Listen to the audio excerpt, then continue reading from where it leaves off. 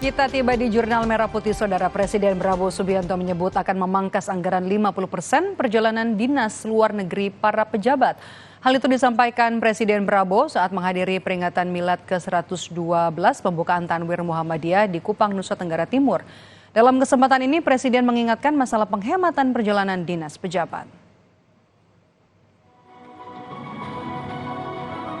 Presiden Prabowo Subianto mengingatkan masalah penghematan perjalanan dinas pejabat. Presiden Prabowo mengungkap, selama ini pos anggaran dinas luar negeri bagi pejabat negara menelan anggaran hingga 3 miliar dolar Amerika Serikat.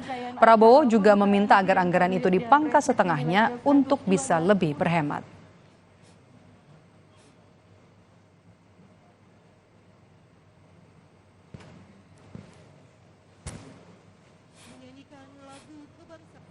Sudahlah, acara-acara yang tidak penting kurangi, ya kan? Seminar, terlalu banyak rapat. Kenapa rapat atau ini harus di hotel di mana gitu? Saudara-saudara, hitungan kita perjalanan luar negeri saja itu Indonesia ini perjalanan luar negeri pejabat-pejabat 3 miliar dolar. Saya minta dikurangi 50% saja. Kalau bisa dikurangi 50%, artinya kita bisa menghemat 15T. 15T itu berapa bendungan, berapa irigasi, berapa SD bisa kita perbaiki. Sementara itu pemerintah dan DPR sepakat akan menerapkan PPN 12% pada 1 Januari 2025. Penerapan PPN ini akan selektif yang berkaitan dengan barang mewah.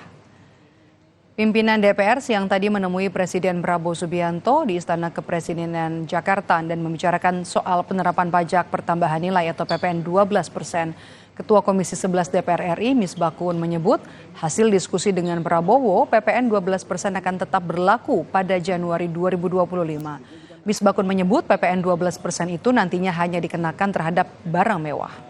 PPN yang dikenakan barang mewah ini itu dimaksud dengan itu memang selektif kepada barang yang selama ini sudah kena PPNBM. Hanya mereka lah yang dikenakan kenaikan 12%. Jadi begitu. PPNBM-nya mereka tetap, tapi terhadap siapa dikenakan PPN 12% itu ya barang-barang yang masuk kategori mewah, baik itu impor maupun dalam negeri, yang selama ini sudah dikenakan PPNBM. Jadi masyarakat kelas atas lah yang akan mempunyai kemampuan membeli barang mewah, itu yang dikenakan.